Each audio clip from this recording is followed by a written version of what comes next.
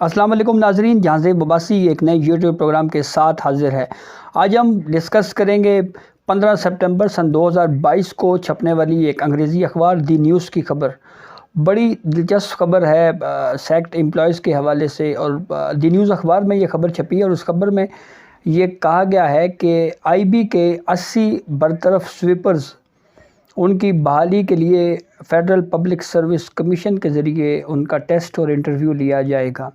और इस ख़बर के मुताबिक दोबारा तैनाती के लिए BPS-1 स्केल है स्वीपर्स का, उस हवाले से फेडरल पब्लिक सर्विस कमीशन से टेस्ट इंटरव्यू होंगे।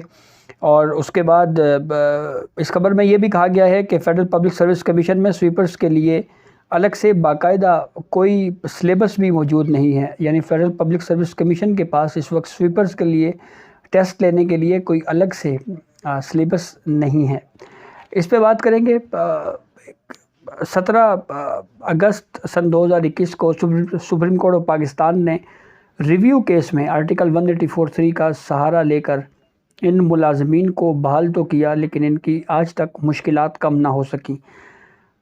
Teachers federal directorate of education के सरापा एहतजाज हैं, आए रोज़ सड़कों के ऊपर आते हैं। इस्लामाबाद हाई कोर्ट में उनकी पटिशन्स इस वक्त भी ज़ेर समात हैं। कंटेम्प्ट ऑफ कोर्ट की प्रोसीडिंग्स चल रही हैं। इम्प्लीमेंटेशन के लिए इस्लामाबाद हाई कोर्ट से रजू किया गया है। दूसरी जानिब ये आईबी की जानिब से जो इस खबर में जो डिटेल दी गई है, ये बड़ी अजीब सूरत हाल है कि स्वीपर्स के लिए अब फेडरल पब्लिक सर्विस कमीशन का टेस्ट लिया जाएगा और ये 80 बरतरफ मुलाजमीन हैं और इनकी दोबारा तैनाती के लिए अब test interviews federal public service commission के ज़रिए होंगे। और ये नोटिफिकेशन जो निकाला गया है, इस पे बहुत ज़्यादा जो है वो गुफ्तगू हो रही है, एतराज़ात उठाए जा रहे हैं और ये बड़ी ही एक अजीब सी सूरत हाल है। और ये सवालात उठाए जा रहे हैं कि स्वीपर्स के लिए फेडरल पब्लिक सर्विस कमीशन के पास ना ही अलग से कोई सिलेबस है और ना ही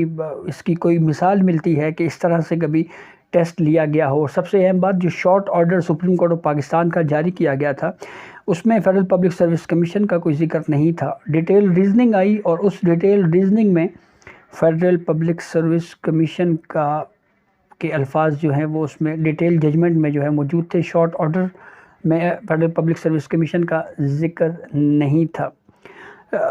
सिविल एविएशन अथॉरिटी के मुलाजमीन की बात करें, टीचर्स की बात करें, आईबी मुलाजमीन की बात करें, बहुत से ऐसे महकमे अब भी मौजूद हैं जहाँ पे एक अजीब किसी कैफियत है। और उस अदालती फ़ैसले से जो 17,000 से ज़ायद ख़ानदान मुतासिर हुए, वो उनमें से अब भी कई ऐसे मुलाजमीन हैं जो बेचारे मुख्तलिफ़ अदालती फ़ोरम से रजू कर रहे हैं। मुख्तलिफ़ वजूहात के सबब जो है वो उनको उनके महकमे जो है वो असल जो उनका मकाम था वो नहीं दे रहे, और ख़ास तौर के ऊपर इस अदालती फ़ैसले को अपने अपने तौर के ऊपर उसकी इंटरप्रिटेशन कर रहे हैं और अपने अपने तौर के ऊपर उसकी तशरीह की जा रही है। अब मिसाल के तौर के ऊपर जो इंश्योरेंस कॉरपोरेशन के हवाले से अगर हम बात करें, उसकी भी गलत तशरीह की गई जिसकी वजह से नुकसान हुआ। यूटिलिटी स्टोर्स कॉरपोरेशन ने एग्जैक्ट जो है वो ये इतलात आई हैं कि उन्होंने मनवन उस फैसले के ऊपर अमल किया।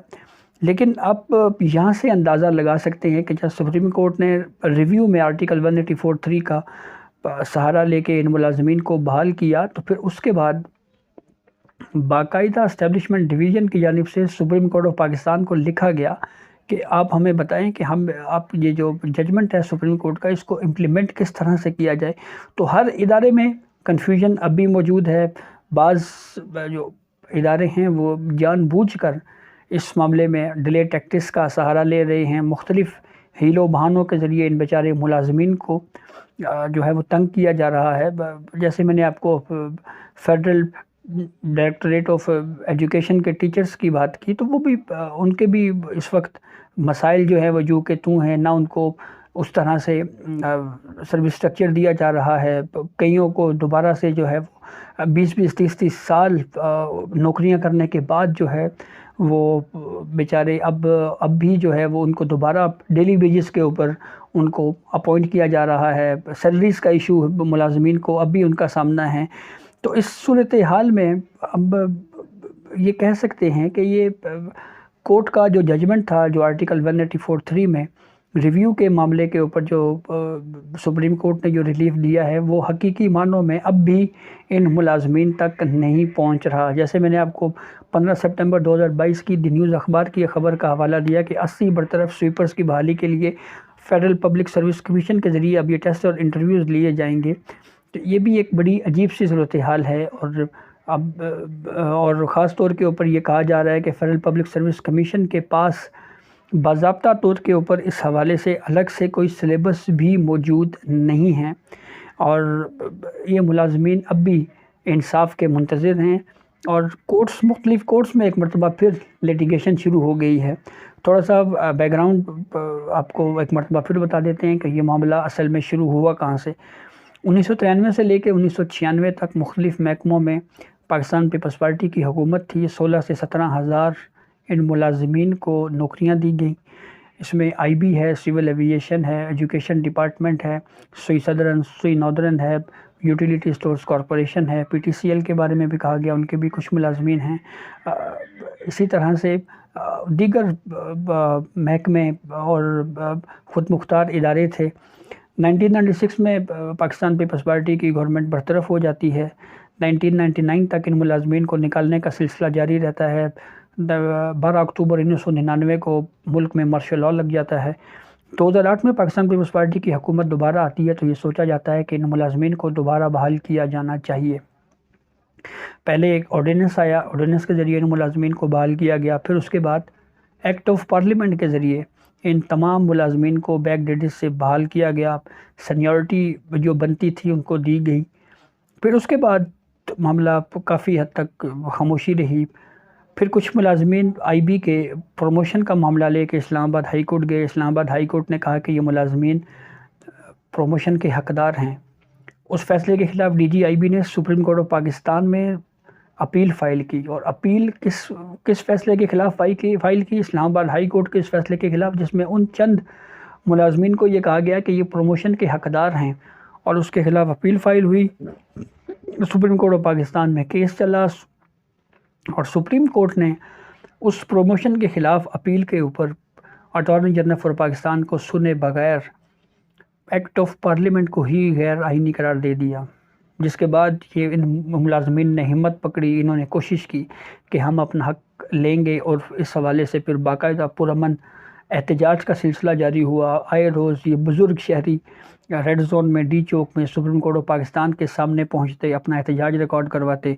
سپریم کورٹ میں ریویو فائل کیا گیا، اور ریویو فائل کرنے کے لیے ان بیچارے ملازمین میں نے جس طرح سے فیسیں ادا کی، وکلاء کو جس طرح سے ان کو مشکلات کا سامنا کرنا پڑا، روز سڑکوں کے اوپر بیٹھتے، نہ جانے ان ملازمین نے اپنی کون کون سی قیمتی چیزیں بیچ کے جو ہے وہ قانونی جنگ لڑی۔ اور پھر اس کے بعد سپریم کورٹ آف پاکستان نے آرٹیکل 184(3) میں ریویو کا استعمال کرتے ہوئے ان ملازمین کو ریلیف تو دیا، لیکن آج تک حقیقی معنوں میں یہ ملازمین اب بھی انصاف کے منتظر ہیں۔ اور شاید سپریم کورٹ آف پاکستان نے اپنے طور کے اوپر ایک احسان تو کر دیا، لیکن ابھی تک جو ہے یہ معاملہ مکمل طور کے اوپر حل ہوتا ہوا نظر نہیں آ رہا۔ اسلام آباد ہائی کورٹ میں نے آپ کو بتایا اس کی کیس کی پروسیڈنگ چل رہی ہیں، نہ جانے اور کس طرح سے قانونی جنگ یہ بیچارے ملازمین لڑ رہے ہیں۔ اور ان میں جو ہم سپریم کورٹ کے باہر جب یہ ملازمین آتے تھے تو ہم دیکھتے تھے اس میں اکثریتی بیچارے ایسے ملازمین ہیں جن کی عمریں 50 سال سے زائد ہو چکی ہیں، اور یہ بزرگ اب بھی انصاف کی راہ تک رہے ہیں۔ کچھ ایسے ملازمین بھی تھے جو سپریم کورٹ میں قانونی جنگ لڑتے لڑتے اپنی زندگی کی بازی بھی ہار گئے، ان کو اپنی زندگی میں انصاف نہیں مل سکا۔ لیکن دیکھنا یہ ہے کہ جو ملازمین اس وقت قانونی جنگ لڑ رہے ہیں ان کو کب تک انصاف مل سکتا ہے۔ اور بڑا مشہور ایک محاورہ بھی ہے کہ انصاف میں تاخیر در حقیقت انصاف سے انحراف ہے۔ تو کوشش کریں گے آپ کو اس حوالے سے جو بھی لیٹسٹ اپڈیٹ یا انفارمیشن ہمارے پاس آئے وہ ہم اس حوالے سے آپ کو ویلاگ کے ذریعے انفارمیشن شیئر کرتے رہیں۔ تو یہ اب تک کی اپڈیٹ تھی، بہرحال جیسے ہم نے آپ کو آگاہ کیا، بہت شکریہ۔